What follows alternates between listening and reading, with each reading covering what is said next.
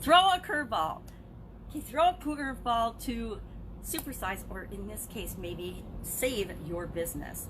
Sharon Horne-Ellstrom here, thinking about curveballs today because we've all been thrown a huge curveball. Throw a curveball, of course, means to surprise in an unpleasant way, to mislead or lie. So how on earth can you use throwing a curveball to do anything positive in your business and in your life? This is, of course, an American expression from the 20th century game of baseball, where pitchers would often, my daughter can do this, throw with softballs, throw a curveball or a fastball, or put spin on a ball, or sometimes help it change direction or change speed as it's going over the pitcher's mound to trick the pitcher into swinging at it and missing and striking. And hopefully they would do it 4 times in a row. 4 times in a row, 3 times in a row, 3 strikes and you're out. Whoa, obviously a sports fan here. But how can you use this expression and any other expression to save your business right now if you're struggling or if you're shut down, or to grow and build your business, or to continually improve your business if you're continuing to run through this COVID-19 pandemic that we're all experiencing right now? Life throws us curveballs all the time. Business throws us curveballs all the time. Competition comes up and new competitors come into the market. New products and services are being developed all the time. We or someone we love and care about might have a health challenge. We might have a financial challenge. Sometimes our funding dries up in different businesses or different endeavors. Sometimes we lose our jobs. I mean, so many people's businesses are shut down and our stream of income has just been turned off like the faucet. Sometimes we get married or divorced, or we have changes in our personal relationships. Sometimes people in our world pass away, they die, or they get in accidents. And sometimes we have pandemics. Now, first time in my lifetime that we've ever had a pandemic, and probably everyone here listening, but it's a huge curveball. What are we going to do about it?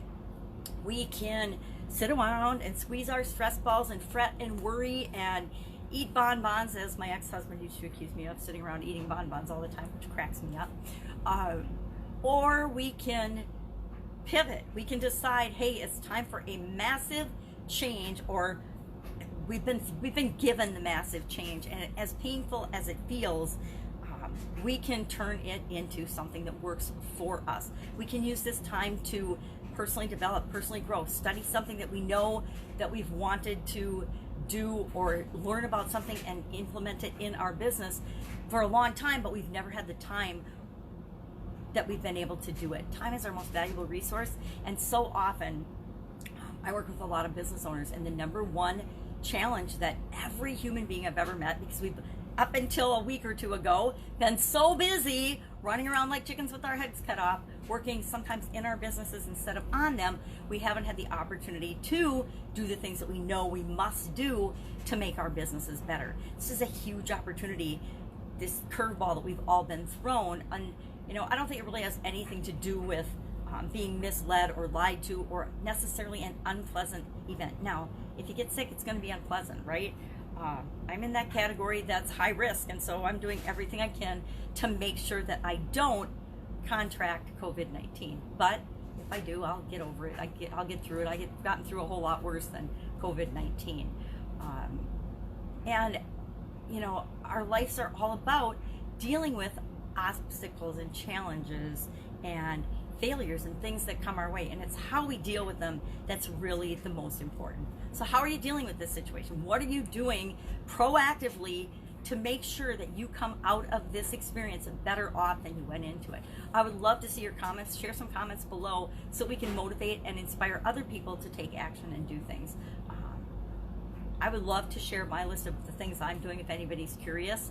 A lot of what I'm doing is just the same as what I was doing before. I'm following my same morning routines. I get up at the same time every day, and I learned a long time ago that that works best for me. So it horrifies my children, but I'm awake at 4 o'clock every morning, right? And then I go through my morning routine. And my morning routine, I do not think it's varied one bit since the pandemic has been announced.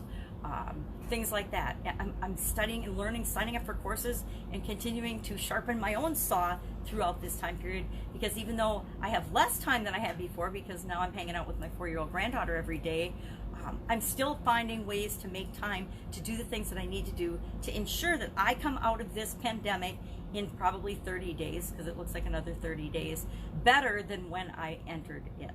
And we each and every one of us have the ability to do that. If you don't know how to do that, hit me up in the comments below. I'm actually starting a 30-day Get Up and Go challenge.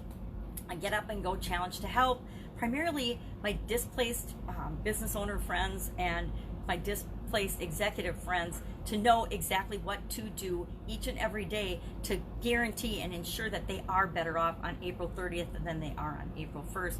And they are prepared to hit the ground running when everything starts to open up again.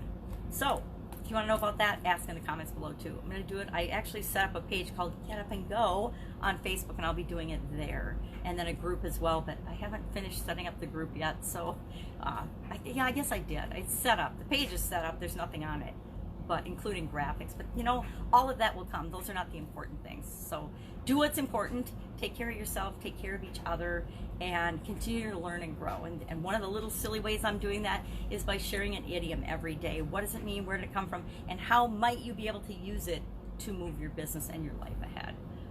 And it's all about helping people to solve problems and improve their lives. That's what we're here for.